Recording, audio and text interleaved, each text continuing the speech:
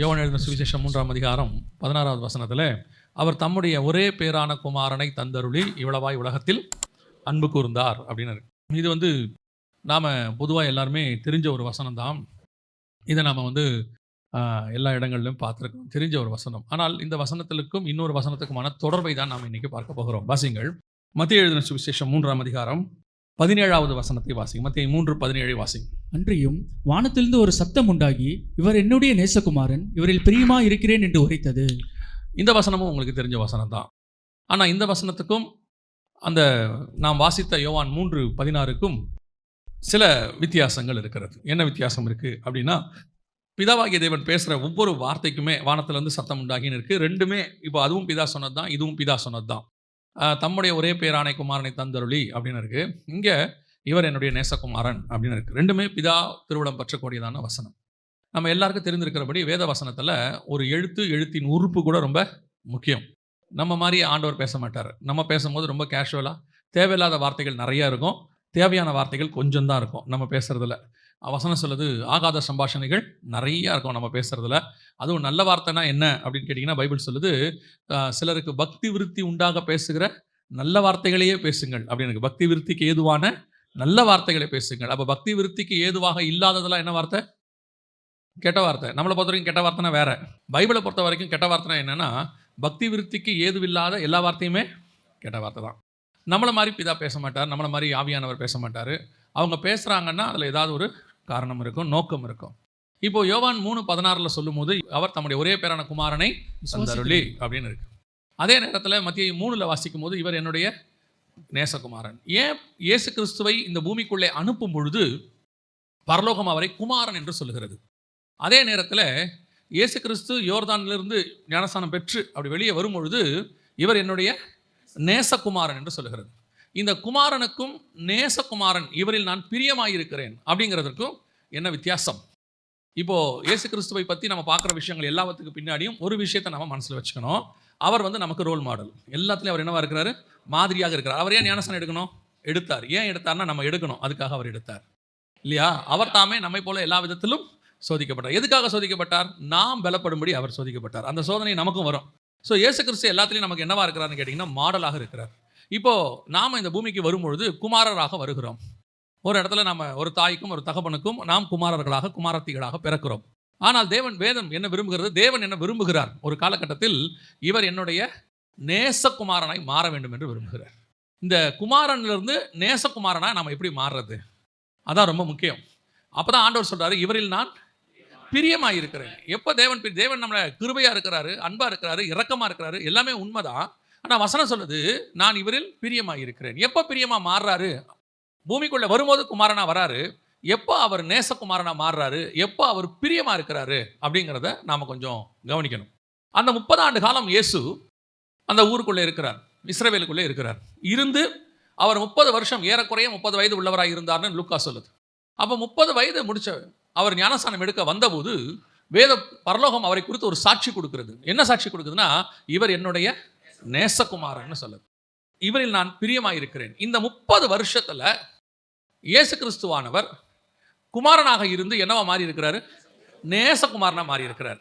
இப்போது யாக்கோபுக்கு எத்தனையோ பசங்க இருந்தாலும், ஆனால் யோசேப்பு அவருக்கு என்னவா இருக்கிறார்? நேசகுமாரனாக இருக்கிறார். ஆபிரகாமுக்கு இஸ்மவேல் மேலே பாசம் எல்லாம் இருந்தாலும் ஈசாக்கு எப்படி இருக்கிறாராம்? நேசகுமாரன். உன் ஏகசுதனும் நேசகுமாரனுமாகிய ஈசாக்கை அப்படின்னு ஆதியாகமம் 22:1 சொல்லுது. அப்படியானால் குமாரராக இருந்து நாம் எப்பொழுது நேசகுமாரனாய் மாறுகிறோம்? இயேசு கிறிஸ்து எப்படி செஞ்சாரோ அப்படி செய்யும் பொழுது நாம் குமாரராக குமாரத்திகளாக இருந்தாலும் ஒரு இடத்தில் நேசகுமாரராய் அவருக்கு மாறுகிறோம்.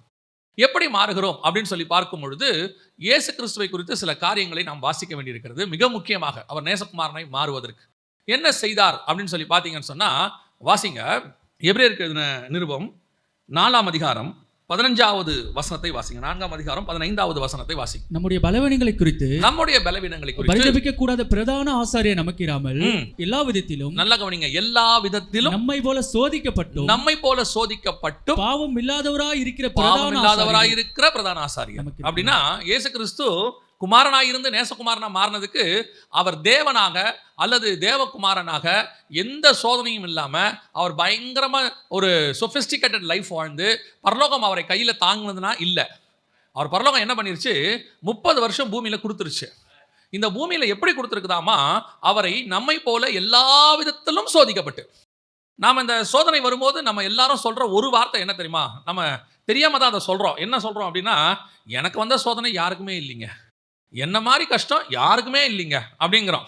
இல்லை, நம்மளை விட கஷ்டப்பட்டவங்களாம் இருக்காங்க, நாம் அவங்கள பார்க்கல. ஆனால் நாம் சொல்கிறோம், என்ன மாதிரி கஷ்டப்பட்டவங்கள ஒருத்தனை என் வாழ்க்கையில் பார்க்க முடியாது. அது நம்ம லைஃப்பில் நம்மளை தவிர வேறு யாரும் என்ன செய்யலை, அப்படி பார்த்ததில்லை. இப்போ என்ன கேட்டிங்கன்னா நான் சொல்லுவேன், எங்கள் அம்மாவை போல கஷ்டப்பட்டவங்கள நான் பார்த்ததே இல்லை. இருக்காங்க, எத்தனையோ பேர் இருக்காங்க, நான் பார்த்ததில்ல. அவங்கள மாதிரி கஷ்டப்பட்டவங்களை என்ன செஞ்சதில்லை, நான் பார்த்ததில்லை. ஆனால் வசனம் சொல்லுது, நீங்கள் மட்டும் இல்லை, நம்மை போல சோதிக்கப்பட்ட எல்லாருக்கும் முன்மாதிரியாக மாடலாக ஒருத்தர் அங்கே இருக்கிறார். அவர் நம்மை போல எல்லா விதத்திலும் சோதிக்கப்பட்டு. பல நேரங்களில் நாம் என்ன சொல்கிறோன்னா, என்னை போல யாரும் சோதிக்கப்படலை, என்ன மாதிரி பிரச்சனை யாரும் சந்திக்கலை, எனக்கு வந்தா மாதிரி அப்படின்னு சொல்கிறோம். இல்லை, நம்மை போல யார் இருக்கிறாங்களோ இல்லையோ தெரியல, ஆனால் நம்மை போல சோதிக்கப்பட்ட ஒருத்தர் இருக்கிறார். உங்களுக்கு என்னென்ன பிரச்சனை நீங்கள் சொல்கிறீங்களோ அத்தனை பிரச்சனையும் அவருக்கு உண்டு. நீங்கள் நான் சொல்லுவேன், அவருக்கும் ஏதோ ஒரு பலகீனம் வந்திருக்கும். பலகீனம்னா பாவத்தை நான் சொல்லலை, நீங்கள் தப்பாக எடுத்துருக்காதீங்க. அவருக்கு குழந்தையா இருக்கும்போது அவருக்கு கூட என்ன செஞ்சுருக்கோம், ஜுரம் அடிச்சிருக்கோம், அவருக்கு கூட ஏதாவது வந்திருக்கும். ஏன்னா எல்லாமே ஏன்னா பலகீனம். அவர் அப்படி பட்டதுனால தான் அவரை போல சோதிக்கப்படுகிற நமக்கு அவரால் என்ன செய்ய முடியுதா, ஹெல்ப் பண்ண முடியுதுன்னு வசனம் சொல்லுது. இப்போ பசியே தெரியாத ஒருத்தருக்கு பசியில் இருக்கிறவனுடைய வேதனை என்ன செய்யாது, கன்ஃபார்மாக தெரியாது. ஆனால் அந்த பசியிலேருந்து கடந்து வந்து நல்லா ஒருத்தர் இருப்பார். அந்த ஆள் பார்த்தீங்கன்னா எல்லாருக்கிட்டையும் கரடு முரடாக இருப்பார். யாராவது வந்து ஐயா பசிக்குதுன்னு எடுத்து 50 ரூபாய் கொடுத்துருவாரு. உடனே எல்லாரும் கேட்பாங்க, எதுக்கு நீங்கள் அவ்வளோ போய் அந்த ஆளுக்கு 50 ரூபா கொடுத்தீங்க? இல்லைங்க, பசியோட வேதனை என்னன்னு எனக்கு தான் தெரியும், நான் ஒரு வேளை சாப்பாடு கூட இல்லாமல் இருந்தது எனக்கு தான் தெரியும். அப்போ இயேசு கிறிஸ்து எல்லா விதத்திலும் சோதிக்கப்பட்டு, அவருக்கு பசினா என்னன்னு தெரியும், பிரச்சனைனா என்னன்னு தெரியும், காசு இல்லாமல் வீட்டில் இருக்கிறதுனா என்ன தெரியும். ஏன்னா அவங்க வீட்டில் பலி செலுத்துறதுக்கு ஒரு ஆடு வாங்குறதுக்கு கூட அவங்ககிட்ட என்ன இல்லை, காசு இல்லை. வசனம் சொல்லுது, புறா குஞ்சுகளை எடுத்துக்கொண்டு போய் பலி செலுத்தினாங்களாம். புறா குஞ்சு யார் கொடுப்பாங்கன்னு கேட்டிங்கன்னா, தரித்திரர் கொண்டு போய் கொடுக்கறது, ஏழைகள் கொண்டு போய் கொடுக்கறதா புறா குஞ்சு. அப்போ அவங்க வீட்லையும் ஏழ்மை இருந்திருக்குது. அவர் தாமே நம்மை போல எல்லா விதத்திலும் சோதிக்கப்பட்டு. அப்போ ஒரு குமாரனாக இருந்து நேசகுமாரனா மாறணும் அப்படின்னு சொன்னா, இயேசு கிறிஸ்து 30 வயசுல கொண்டு முடிக்கிறார். முடிக்கும் போது எல்லா விதத்திலும் சோதிக்கப்படுகிறார். சோதிக்கப்பட்டு அவர் சக்சஸ் பண்ணுகிறார். அதான் முக்கியம். இந்த சோதனை நம்ம என்ன செய்யறோம், சக்சஸ். சரி, இதெல்லாம் குடும்ப பிரச்சனை. பாவத்தை எப்படி இயேசு தாண்டி வந்தார் இருக்குது இல்லையா. பாவம் அது ஒரு மிகப்பெரிய விஷயமாச்சே. ஒரு வசனத்தை மட்டும் நீங்க வாசிங்க, அதுக்கு நான் சொல்றேன். யோவான் எழுதின சுவிசேஷம் 1:46 வாசிங்க. அதற்கு நாத்தான்வேல், நாசரேத்திலிருந்து யாதொரு நன்மை உண்டாக கூடுமா என்றான். நாசரேத்திலிருந்து யாதொரு நன்மையும் உண்டாக கூடுமோ என்றான். அப்படின்னா என்ன அர்த்தம், நாசரேத்து இருக்கிறதுல என்ன இடம், ஒஸ்ட் இடம். அவங்க சொல்லுவாங்க, ஒரு சிலர் அதை பற்றி சொல்லும்போது சொல்கிறாங்க, இருக்கிறதுலே ரொம்ப ஒஸ்ட் இடம் எதுன்னு கேட்டிங்கன்னா, இஸ்ரவேலில் அவர் காலத்தில் என்னன்னு கேட்டிங்கன்னா நாசரேத். ஏன் அப்படி சொல்கிறாங்க அப்படின்னு கேட்டிங்கன்னு சொன்னால், பொதுவாக ஒரு சிலர் சொல்லக்கூடியது, அது ஒரு பெரிய பட்டணமாக இருந்ததுனால இஸ்ரவேலில் நாசரேத் என்பது ரொம்ப மோசமான ஒரு இடமாக இருந்திருக்கிறது. ஒரு காலகட்டத்தில், எல்லாத்துலேயும் ஒரு காலகட்டத்தில் அங்கே வந்து எல்லா விதமான பாவமும் மலிவாய் கிடைக்கக்கூடியதான ஒரு இடம். அங்கே ஒருத்தன் என்ன செய்ய முடியாது, நல்லவனாக இருக்கவே முடியாது. ஒரு சில இடத்துலலாம் நல்லவனாக இருக்க வாய்ப்பே இல்லைம்பாங்க, சான்ஸே இல்லை அப்படிம்பாங்க. இப்போ இயேசு கிறிஸ்து எங்கேருந்து வந்திருக்கிறாரு வாசிங்க. மத்தேயு எழுதின சுவிசேஷம் 2ஆம் அதிகாரம் 23வது வசனத்தை வாசிங்க. நாசரேத் என்னும் ஊரிலே வந்து வாசம் பண்ணினான், நசரேயன் எனப்படுவார் என்று தீர்க்கதரிசியால் உரைக்கப்பட்டது நிறைவேறும்படி இப்படி நடந்தது. அப்ப நல்லா கவனிங்க, இயேசு கிறிஸ்து குழந்தையா இருக்கும்போது எங்க வந்துட்டாரு, நாசரேத்துக்கு வந்துட்டாரு. நாத்தான்வேல்கிட்ட வந்து சொல்லும் போது அவர் எங்கிருந்து வராருன்னு சொல்றாங்க, நாசரேத்துல இருந்து வரான்னு சொல்றாங்க. அப்படின்னா அவர் குழந்தையாக இருந்ததுல இருந்து வாலிப பிராயம் வரைக்கும், அவர் ஊழியத்துக்கு வருகிற வரைக்கும் எங்க குடியிருந்திருக்கிறாரு, நாசரேத் தான் அவருடைய சொந்த ஊர்னே ஆயிப்போச்சு. நசரேயன் எனப்படுவார், திருநெல்வேலிக்காரரு, நாகர்கோயிலுக்காரரு அப்படிம்பாங்க. ஆனால் அவர் கிட்ட கேட்டிங்கன்னா சொல்லுவார், நான் ஒரு 30 வருஷத்துக்கு முன்னாடி இங்கே வியாபாரத்துக்கு வந்தேங்க. ஆனால் அவர் சொந்த ஊர் வேறு எதுவாவது இருக்கும். அதே மாதிரி இயேசு பெத்லகேமில் பிறந்தவர் தான். ஆனால் வந்து வாசம் பண்ணது குழந்தையா இருக்கும்போது எங்கே வந்துட்டார், நாங்கள் சின்ன வயசாக இருக்கும் போதே வந்துட்டோம். எங்கே வந்துட்டோம், நாசரேத்துக்கு வந்துட்டோம். எப்போ வரைக்கும் வந்துட்டோம், ஊழியத்துக்கு வர வரைக்கும் நாங்கள் அங்கே தான் இருந்தோம். அப்போ ஊழியத்துக்கு வரும்பொழுது இயேசுவை பற்றி சொல்கிறாங்க, இவர் நாசரேத்துக்காரரு, அங்கேயே தான் இருக்கிறாரு, அவர் அங்கே தான் பிறந்துட்டார்னு நினச்சிட்டாங்க. ஆனால் நாசரேத் என்பது எப்படிப்பட்ட ஊர், இருக்கிறதுலே ஒஸ்ட். அவங்க கேட்குறான், நாத்தான்வேல், நாசரேத்துலேருந்து ஒரு நன்மை வருமாயா அப்படின்னா, இயேசு கிறிஸ்து குழந்தை பருவத்திலிருந்து ஊழியத்துக்கு ஒப்பு கொடுத்து வருகிற வரைக்கும் பிதாவாகிய தேவன், அதாவது பரலோகம், அவர் எங்கே வச்சிருக்குன்னு கேட்டிங்கன்னா, த ஒஸ்ட் பிளேஸில் கொண்டு போய் வச்சிருக்குது. அவர் தாமே நம்மை போல எல்லா விதத்திலும் சோதிக்கப்பட்டு, அவரை சோதிக்கப்படுவதற்கு பரலோகம் என்ன பண்ணியிருக்குது, எல்லாத்துலேயும் இருக்கிறதுலையே பார்க்குது ஒஸ்ட் பிளேஸ். ஏன் நீங்கள் இருக்கிற எந்த ஒஸ்ட் பிளேஸ்ன்னு சொல்கிறீங்களோ, நீங்கள் என்ன சொல்கிறோம் தெரியுமா, நம்ம பையன் எங்கள் கூட இருக்கிற வரைக்கும் நல்லா தாங்க இருந்தான், படிக்க வெளிநாட்டுக்கு போனால் மோசமாயிட்டான். சிலர் சொல்லுவாங்க, இவன் என் பொண்ணு இங்கே இருக்கிற வரைக்கும் நல்லா தாங்க இருந்துச்சு, கொஞ்ச நாள் படிக்கிறதுக்கு வெளியே போச்சு, ஐயோ அது ஒரு மோசமான ஊர். எல்லாருக்குமே இன்னொரு ஊர் என்னவா இருக்குது? மோசம். இங்கே இருக்க முடியாது, இங்கே வாழ முடியாது, நாங்கள் கெட்டு போனால் அதுக்கு தான் காரணம். உங்களுக்கு நான் சொல்கிறேன் ஒரு உண்மையை, இருக்கிறதுலே மோசமான தேசம்னு எல்லா தேசத்தையும் அங்கே இருக்கிறவங்க சொல்லுவாங்க. நார்வேக்கு போனீங்கன்னா அந்த ஊரில் வந்து எல்லா பாவமும் ரொம்ப ஈஸியாக கிடைக்கும் அப்படிம்பாங்க. ஆனால் நார்வேக்குள்ளேயும் கர்த்தருக்காக உண்மையாக இருக்கிற சபைகள் இருக்கிறது. அமெரிக்கா இருக்கிறதுலையோ பாபிலோன் மோசம்பாங்க, அமெரிக்காவிலும் கர்த்தருக்காக உண்மையாக இருக்கிற சபைகள் இருக்கிறது. கனடாவை பற்றி சொல்லும் போது சொன்னாங்க, கனடா மாதிரி ஒரு மோசமான நாட்டை நீங்கள் பார்க்கவே முடியாதும்பாங்க. ஆனால் கனடாவுக்குள்ளே கர்த்தருக்காக வைராக்கியமாய் வாழக்கூடிய ஊழியர்களும் சபைகளும் அங்கே இருக்கிறது. அப்போ கர்த்தருக்காக நீங்கள் வாழணும்னு முடிவு பண்ணா எங்க வேணாலும் நீங்க உண்மையாக வாழ முடியும். அப்பதான் நீங்க நேசகுமாரனா மாற முடியும். இன்னைக்கு நம்ம பழிய தூக்கி சர்க்கம்ஸ்டன்ஸ் மேல போட்டுட்டு இருக்கிறோம், பழிய தூக்கி பக்கத்துல இருக்கிறவங்க மேல போடுறோம், பழிய தூக்கி அங்க போடுறோம் இங்க போடுறோம். காரணம் என்ன? நாம அவர்கள் பலமானவர்கள் என்று நினைக்கிறோம். நாசரேத்து பலமா, இயேசு பலமா? நாசரேத்துடைய பாவம் பலம் அல்ல, அந்த பாவத்தை ஜெயிக்கக்கூடிய இயேசு பலமானவர். அல்லேலூயா. அப்ப நீங்க பலமா இல்ல உங்களுக்குள்ள இருக்கிறவர் பலமா, உலகம் பலமா? வசனம் சொல்லுது, உலகத்தில் இருக்கிறவனிலும் நம்மில் இருக்கிறவர் பெரியவர். அழகா இயேசு ஒரு வார்த்தையை சொல்லுவாரு, பரலோக ராஜ்யம் புளித்த மாவுக்கு ஒப்பா இருக்கிறது அப்படிம்பாரு. பரலோக ராஜ்யத்தை ஏன் நீங்க புளித்த மாவுக்கு ஒப்பா மாத்துறீங்க? புளித்த மாவு அப்படிங்கிறது வந்து பைபிளை பொறுத்த வரைக்கும் நெகட்டிவ் பேரபிள். நெகட்டிவ் பேரபிள்னு சொன்னா தப்பான விஷயத்துக்கு யூஸ் பண்ற பேரபிள். புளித்த மாவை எதுக்கெல்லாம் ஆண்டவர் யூஸ் பண்ணுவாரு? கள்ளோபதேசத்துக்கு யூஸ் பண்ணுவார். அவர் சொல்லுவார், பரிசேயர் சரிசேயரை குறித்து, ஏரோதை குறித்து, புளித்த மாவை குறித்து எச்சரிக்கையாயிருங்கள். ஏன்னா அவங்க கள்ள உபதேசம் பாரு. புளித்த மாவு எப்பவுமே கள்ள உபதேசம். ஆனா இயேசு பரலோகத்தை எதுக்கு கம்பேர் பண்றாரு? புளித்த மாவுக்கு சமானமாக இருக்கிறது. அப்ப புளித்த மாவுக்கு சமானம்னு சொன்னா அப்ப இந்த புளித்த மாவோட ஸ்பெஷாலிட்டி என்ன? ஒருவேளை இப்ப இருக்கிற ஜெனரேஷன்காரங்களுக்கு இந்த புளித்த மாவை பத்தி தெரிய வாய்ப்பே இல்லை. ஏன் இல்லை அப்படின்னு கேட்டீங்கன்னா, ஃப்ரிட்ஜ் வந்ததுல இருந்து உங்களுக்கு புளித்த மாவை பத்தி தெரிய வாய்ப்பே இல்லை. அப்படி ஒரு வாய்ப்பே இல்லை. புளித்த மாவும் கிடையாது, புளித்த மாவில் தோசை ஊற்றுறவங்களும் இல்லை. அந்த காலத்துலலாம் நைட்டு படுக்க போகும்போது பாலில் உர ஊற்றுறதுன்னு ஒன்று இருக்குது. தயிருக்கு உர ஊற்றுறதுனா என்ன அப்படின்னு கேட்டிங்கன்னா, வீட்டில் பால் இருக்கும், கொஞ்சம் தயிர் தான் அதில் என்ன செய்வோம், ஊற்றிடுவோம். ஊற்றின உடனே மறுநாள் காலையில் எத்தனை லிட்டர் பாலாக இருந்தாலும் அது என்னவா மாறிடும்? தயிராக மாறிடும். அவ்வளோ பெரிய 1 லிட்டரோ 1/2 லிட்டரோ பால் இருக்குது, தயிர் கொஞ்சம் இருக்குது. இந்த கொஞ்சம் தயிர் அவ்வளவு பாலையும் என்னவாக மாற்றும்? தயிராக மாற்றும். ஏன்னு சொன்னால் அந்த தயிருக்குள் இருக்கிற புளித்த தன்மைக்கு அப்படி ஒரு வல்லமை உண்டு. புரியுதா? அதுக்கு பேர் ஈஸ்ட்லாம் நம்ம சொல்லுவாங்க.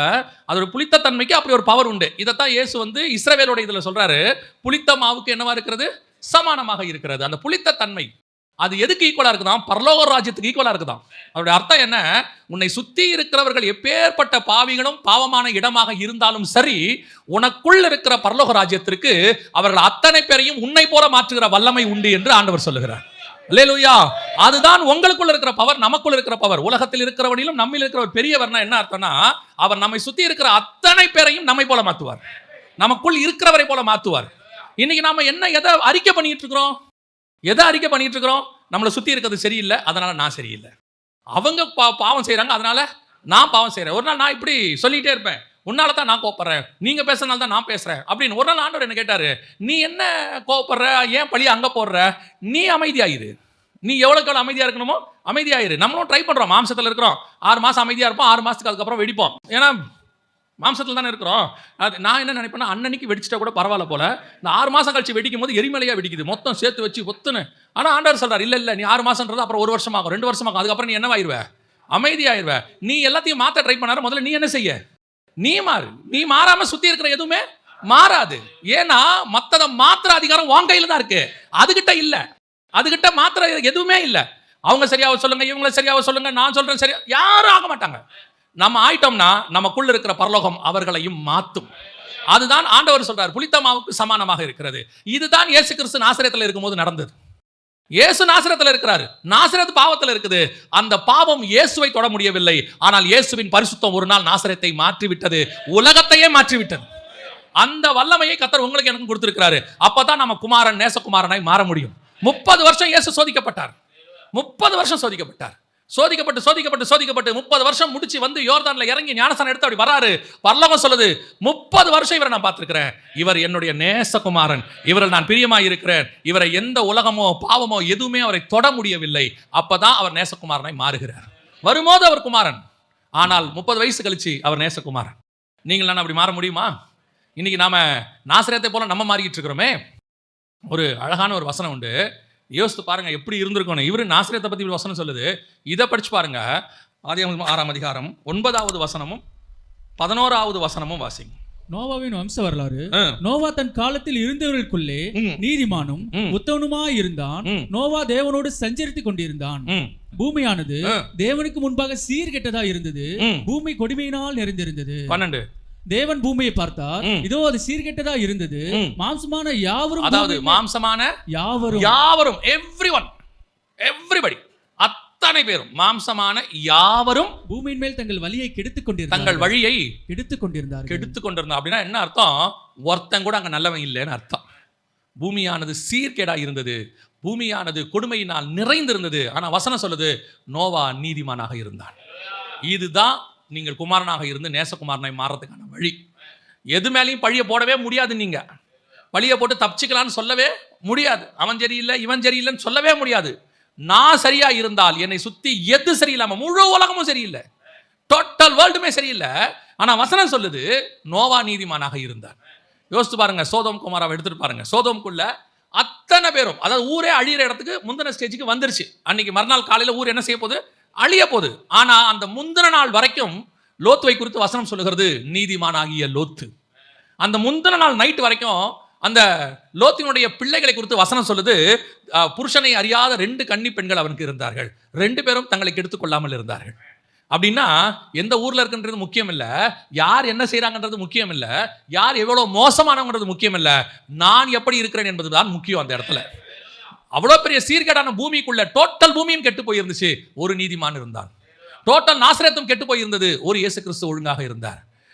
டோட்டல் சோதமும் கெட்டு போயிருந்தது, லோத்தும் அவன் பிள்ளைகளும் ஒழுக்கமாக இருந்தார்கள். அதனால அவங்களுக்கு நீதிமானுங்கிற பட்டம் வந்துருச்சு. அதனால இயேசுக்கு என் பிரியமான நேசகுமாரன் பட்டம் வந்துருச்சு. பாபிலோன் முழுக்க கெட்டு போயிருக்குது. ஆனா அந்த இடத்துல தானியேலுங்கிறவன் ராஜாவுடைய போஜன பதார்த்தத்துல பானத்துல நான் என்ன செய்யக்கூடாது, தீட்டுப்படக்கூடாதுன்னு சொல்றான். அவனை பார்த்து கர்த்தர் எப்படி கூப்பிடுறாரு? என் பிரியமான புருஷனாகிய தானியேலே, என் பிரியமான புருஷன், என் பிரியமான குமாரன், என் நேசகுமாரன், என் நேசகுமாரத்தி. எப்ப கர்த்தர் அந்த வார்த்தையை சொல்ல முடியும்? பாவமே இல்லாத 100% சுத்தமா இருக்கிற ஊருக்குள்ள நான் சுத்தமா இருக்கிறேங்கிறதுல ஒன்றும் ரொம்ப முக்கியம் இல்லை. சர்ச்சுக்குள்ள நீங்க எவ்வளவு பெரிய பரிசுத்தவானுங்கிறதே முக்கியம் இல்லை. ஏன்னா இங்க எல்லாருமே பரிசுத்தவான் தான். நீங்க சர்ச்சுக்கு வெளியே உங்க ஏரியாவில் உங்க வீட்டுக்குள்ள எவ்வளவு நீதிமானா இருக்கிறீங்கன்றது தான் முக்கியம். எதுக்கு சொல்ல வரேன் அப்படின்னா, உள்ள வேற வழியில் மாறித்தான் ஆகணும். நாம் எங்கே சாட்சியாக இருக்கிறோம் என்பதுதான் ரொம்ப முக்கியம். ஆனால் இருக்க முடியும் என்பதுதான் வசனம் சொல்லுது. முடியாது, கிடையாது, வாய்ப்பு இல்லை, அந்த இடத்துல சான்ஸே இல்லை அப்படிலாம் ஒன்றுமே கிடையாது. ஆண்டவர் தான் உங்களை பிளேஸ்மெண்ட் பண்ணுறாரு. அந்த இடத்துல கொண்டு போயிட்டு அந்த இடத்துல கர்த்தர் தான் வைக்கிறாரு. ஒரு ஆஃபீஸில் அங்கே வந்துட்டு பார்த்தீங்கன்னு சொன்னால் அத்தனை பேரும் லஞ்சம் வாங்குறாங்க. எல்லாரும் லஞ்சம் வாங்கணும்னு ஒரு அது ஒரு எழுதப்படாத சட்டமாக இருக்குன்னு வச்சுக்கோங்களேன். இந்த ஒரு சிஸ்டர் மட்டும் கர்த்தருக்கு பயந்தவங்க, லஞ்சம் வாங்க மாட்டாங்க. அப்போது ப்ரெஷர், பயங்கர ப்ரெஷர் எல்லா பக்கத்துலேருந்தும், ஒன்றும் வாங்குங்க ஆகுன்ட்டு. அவங்க என்ன தெரியுமா பண்ணாங்க? வேலையை எழுதி கொடுத்துட்டு விஆர்எஸ் கொடுத்துட்டு வீட்டுக்கு போயிட்டாங்க. அவங்க சொன்னாங்க, உன் வேலையை தேவையில்லை போயிரு. இப்போ வரைக்கும் அங்கே சொல்லுவாங்க, அந்த ஒரு அம்மா தான் அங்கே ஒழுக்கமாக இருந்துச்சும்பா, இதுதான் சாட்சி, அவ்வளோதான். நான் அந்த அம்மாவும் கெட்டு போச்சுன்னு அங்கே வரல, அந்த அம்மா மட்டும் ஒழுக்கமாக இருந்துச்சுங்கிறான். அதான் உண்மை, அவ்வளோதான், முடிஞ்சிச்சு. நம்ம விஆர்எஸ் கொடுத்தோம்னா கர்த்தர் நம்மை ஆசீர்வதிக்க வல்லமை உள்ளவராக இருக்கிறார். இதை விட மேலான காரியத்தை கர்த்தர் கொடுத்து நம்மளை ஆசீர்வதிப்பார். நம்ம என்ன சொல்கிறோம் தெரியுமா? எங்கள் ஆஃபீஸில் லஞ்சம் வாங்காமல் இருக்கவே முடியாதுங்க. எங்க டிபார்ட்மெண்ட் அப்படி ஒரு டிபார்ட்மெண்ட். நான் வாங்காட்டி கூட கீழே இருக்கிறவர் வாங்கி கொடுக்க சொல்வார், மேலே இருக்கிறவர் வாங்க சொல்வார். வேற வழியா இல்லை. ஆண்டவர் சொல்றார், அதெல்லாம் பொய், அதெல்லாம் பொய். முடியும், என்ன வேலை போகும், ஆனால் அதை விட மேலான வேலையை கொடுப்பதற்கு கர்த்தர் வல்லமை உள்ளவராக இருக்கிறார். இல்லையா? மேலே இருக்கிறவனை மாத்திடுவார் கர்த்தர். அந்த சில இடங்களில் மேலதிகாரிகள் பார்த்தீங்கன்னா, நாம கீழே இருக்கிறவங்க உண்மையாக ஆண்டவருக்காக இருந்தோம்னு வச்சுக்கோங்க, நம்மளை பார்த்து அவங்க பயப்படுவாங்க. சில நேரத்தில் ஒரு நாள் வரும், அவங்களே சொல்லுவாங்க, வீட்டில் ஏதாவது பிரச்சனைன்னா, ஏயா கொஞ்சம் உங்கள் சர்ச்சில் சொல்லி கொஞ்சம் ஜெபம் பண்ண சொல்ல எல்லாத்தையும். காரணம் என்னென்னா, நம்முடைய சாட்சி நாம் கீழாக இருந்தாலும் கூட சரி, நம்மை கொண்டு அவர்களை மாற்றுகிறது. அவங்க மாறுவாங்க. அதைத்தான் கர்த்தர் நம்மகிட்ட கேட்குறாரு. அப்போ தான் நாம் குமாரனாக இருந்து என்னவா மாற முடியும்? நேசகுமாரனாய் மாற முடியும். கர்த்தர் அப்படி தான் வைப்பார், சோதனையான இடத்துல தான் வைப்பார், சோதனை இல்லாத இடத்துல வைக்க மாட்டார். நம்ம என்ன நினைக்கிறோம்? நம்மளை சுற்றி எல்லாம் சமாதானமாக இருக்கணும். நீங்கள் யோசித்து பாருங்கள், தாவீதை சுற்றி எல்லாம் சமாதானமாக இருந்து ஒன்றும் இல்லாமல் அப்படி இருக்கும்போது தான் அவன் பாவம் பண்ணான். தாவீதை சுற்றி எல்லாம் சண்டை போட்டுக்கிட்டே இருக்கும்போது அவனுக்கு வேலையே இல்லை. எந்த வேலை இல்லை? பாவம் செய்கிற வேலையே இல்லை. அவன் சண்டை போட்டுக்கிட்டே இருந்தான். சண்டை போட்டுட்டே இருந்தான். ஆண்டவர்கிட்ட போவான், இந்த சண்டைக்கு போகலாமா, இந்த யுத்தத்துக்கு போகலாமா, இப்படி பண்ணலாமா. அவன் எப்படி இருக்கிறான்னா எங்கேஜாகவே இருக்கான். ஒரு நாள் பார்க்குறான், ஒன்றும் இல்லை, கர்த்தர் அவனுக்கு உண்டான எல்லாவற்றையும் சமாதானமாய் மாற்றினார். இப்போ உட்காந்து யோசிக்கிறாரு, நம்ம எப்படி சும்மா இருக்கிறோமே, ஏன் ஆண்டவருக்கு ஆலயத்தை கட்டக்கூடாது. ஆண்டவர் கேட்டார், நான் உன்னை கேட்டேன். அங்கே தான் மிஸ்டேக் வருது. எப்போ வருது? இந்த மாதிரி நேரங்களில் வருது. நம்மளை சுற்றி இந்த மாதிரி உபத்திரத்துக்கு நடுவில் இருக்கிற காலத்தில் நம்ம எப்பவும் தேவனையே நோக்கி பார்த்துக்கிட்டு இருப்போம். அவர்கள் மத்தியில் சாட்சியாக இருக்க வேண்டும் என்று கர்த்தர் விரும்புகிறார். அல்லேலூயா. முதலாவது, குமாரன் என்னவாய் மாறிவிட்டார்? நேசகுமாரனாய் மாறிவிட்டார். இவர் என்னுடைய நேசகுமாரன், இவரில் நான். இப்போ இன்னொரு வசனத்தை வாசிங்களேன். மத்தேயு எழுதின சுவிசேஷம் 17ஆம் அதிகாரம் 5வது வசனத்தை வாசிங்க. மத்தேயு எழுதின சுவிசேஷம் 17ஆம் அதிகாரம் 5வது வசனம். அவன் பேசுகையில், இதோ ஒளியுள்ள ஒரு மேகம் அவர்கள் மேல் நிழலிட்டது.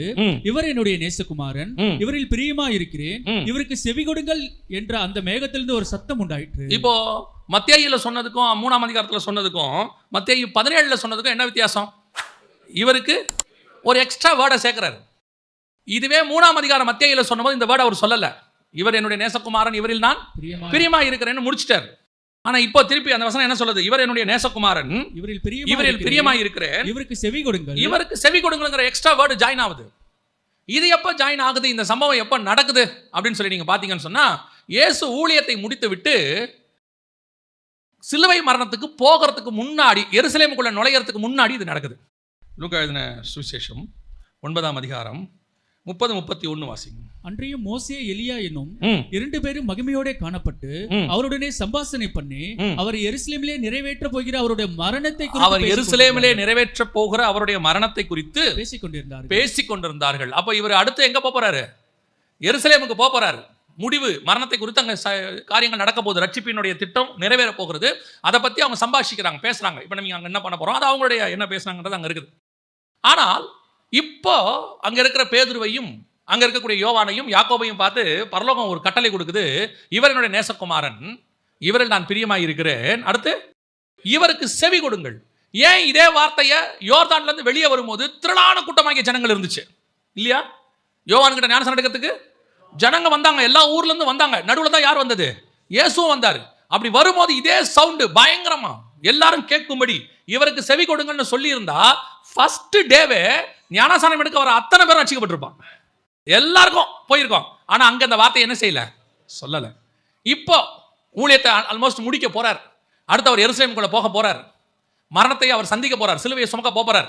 ஏன்னா மத்தேயு 17ல அவர் அவங்க அதை பத்தி பேசினாங்கன்னு இருக்காது, 2 பேரும் வந்து பேசிட்டு இருந்தாங்கன்னு இருக்கும். என்ன பேசினாங்கன்றது லூக்கா 9ல தான் இருக்கும். அங்கே வசனம் சொல்லுது, அவர் எருசலேமிலே நிறைவேற்ற போகிற அவருடைய மரணத்தை குறித்து அவர்கள் பேசினார்கள். ஏன் இப்போ மட்டும் திடீர்னு பரலோகம் ஒரு வேர்டை சேர்த்து சொல்லுது, இவருக்கு செவி கொடுங்கள் அப்படின்னா என்ன அர்த்தம்? இப்போ இயேசு கிறிஸ்து எல்லாத்தையும் ப்ரூஃப் பண்ணிட்டு மினிஸ்ட்ரிக்கு வந்துட்டார். மினிஸ்ட்ரியிலிருந்து அடுத்து அவர் மரணத்துக்குள்ள போக போறார். இந்த இடைப்பட்டது ஒரு 3.5 வருஷம்னு வச்சுக்கோங்க. ஏன்னா ஒரு கணக்கின்படி அப்படிதான் இருக்குது. 30 வயசுல இயேசு 33 வயசுல சிலுவையில் அறையப்பட்டார். அப்போ ஏறக்குறைய எத்தனை வருஷம்? ஒரு 3.5 வருஷம் ஜேர்னி. இந்த 3.5 வருஷத்தில் இயேசு கிறிஸ்துவுக்கு வைக்கப்பட்ட சோதனைகளில் மிக பிரதானமானது என்ன சோதனைன்னு கேட்டீங்கன்னா, ஃபர்ஸ்ட் அவர் வந்துட்டு வனாந்தரத்துக்கு கொண்டு போறாரு, ஆவியானவர்களை கொண்டு போகப்பட்டார், அங்கே சோதிக்கப்பட்டார், நம்ம எல்லாருக்கும் தெரியும். அடுத்து அநேக சோதனைகள் அவருக்கு வருது, எல்லாத்தையும் ஜெயிச்சுக்கிட்டே வரார். இப்போ இது எல்லாத்திலையும் ஜெயிக்கும் போது இயேசு கிறிஸ்து பர்டிகுலரா ஒரு வார்த்தையை சொல்லிக்கிட்டே வரார். என்ன சொல்லிக்கிட்டு வரார் அப்படின்னு கேட்டீங்கன்னு சொன்னா, என் பிதாவின் சித்தத்தை செய்வதே என் போஜனமாக இருக்கிறது, என் பிதாவின் சித்தத்தை நிறைவேற்றும்படியே இங்கே வந்தேன். கெத்சமனேல அது அன்னைக்கு நைட் அவரை பிடிக்க போறாங்க. அப்பவும் சொல்றாரு, உமக்கு சித்தமான அந்த பாத்திரம் என்னை விட்டு நீங்கும்படி செய்யும், ஆகிலும் என் சித்தத்தின்படி அல்ல உம்முடைய சித்தம். இப்போ இந்த 3.5 வருஷம் இயேசு ஒன்றை ப்ரூஃப் பண்றாரு. என்ன ப்ரூஃப் பண்றாரு? பரலோகம் எனக்கு என்ன சொல்லுகிறதோ, கட்டளை இடுகிறதோ அதை நான் செய்வேன். அதை தாண்டி நான் ஒன்னையும் செய்யவே மாட்டேன், எதையும் செய்ய மாட்டேன், ஒன்றையும் நான் செய்ய மாட்டேன்.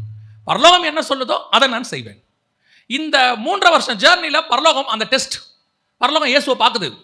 பரலோகம் என்ன சொல்லுதோ அதை இயேசு செய்வார். அதை தாண்டி இயேசு என்ன மாட்டார், ஒன்றும் செய்ய மாட்டார், எந்த ஒரு காரியத்தையும் செய்ய மாட்டார். அவருக்குன்னு அங்கே சுய விருப்பம்னு ஒன்று இல்லவே இல்லை. இந்த சக்சஸ் இப்போ நிறைய பேருக்கு என்ன ஒரு விஷயம் இருக்குது அப்படின்னு கேட்டிங்கன்னா, உங்களுக்கு தெரியாத ஒன்று, ஆனால் வசனத்தில் இருக்குது, தெரிஞ்சிருக்கும். பட் உங்கள் ப்ராக்டிக்கல் லைஃப்பில் நீங்கள் அதை அப்ளை பண்ணியிருக்க மாட்டீங்க. என்னன்னு கேட்டால், உங்கள் வாயின் வார்த்தைக்கு ஒரு வல்லமை உண்டு. ஜீவனும் மரணமும் எங்கே இருக்குது? நாவின் கீழ் இருக்குது. உங்கள் அதிகாரம் எதில் இருக்குது? நீங்கள் சொல்கிறதுல தான் இருக்குது. ஆண்டவர் இயேசுவின் நாமத்தில் போனால் பிசாசு என்ன செய்யும்? போகும்.